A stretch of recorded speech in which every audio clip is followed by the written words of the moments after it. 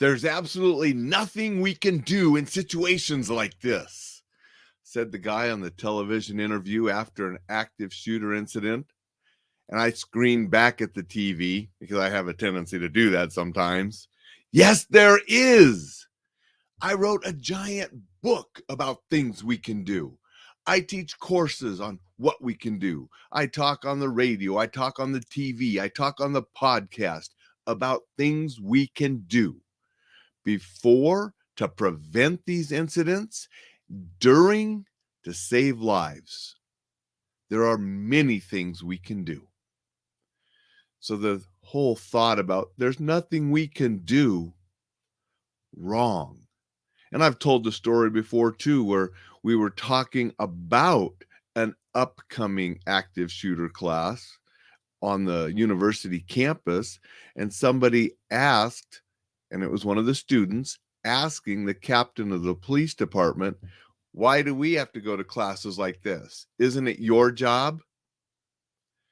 And the captain replied, yes, and we're going to get there as soon as we can, but this class will teach you things that you can do before we get there. There are many things we can do. There are things we can do beforehand to hopefully prevent things from happening. And active shootings have been prevented, and more could be prevented if we actually took the time to do some of the things needed. Andy Brown over there in Seattle, Washington, or Spokane, Washington, he was the police officer while he was in the Air Force that killed an active shooter on the air base, Fairchild, there at Spokane. He wrote a book about all the warning signs that were there and people ignored. And then that fateful day happened where the person started shooting people at the Fairchild Hospital, and Andy ended up being the first to arrive and stopped him.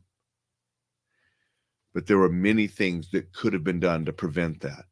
Many other situations that we have seen, and they're investigating after the fact, we find lots of warning signs that were ignored, that if somebody would have taken action on it, maybe they could have been prevented. Such as the young lady out east who is writing in her diary, and the father found the diary, and they did get that young lady help before she went to school and did something terrible. So we can do things like that. But during an actual event, there are things we can do to keep ourselves and others safe and give us a better chance at surviving. We can learn medical skills and have a tourniquet, pressure bandage, chest seal, those kind of kit available. So after an event, we can help save lives, because it's going to take a little bit of time for the emergency people to get there. There are many things we can do. I appreciate you joining me here on Coffee with Alain. I have my Reflex Protect Tactical mug this morning again because I wanted to be coordinated with my Reflex Protect Tactical shirt, because I'm wearing these clothes and I'm a little bit earlier today than normal because I'm heading out the door as soon as I finish here to get over and set up to teach some more classes today.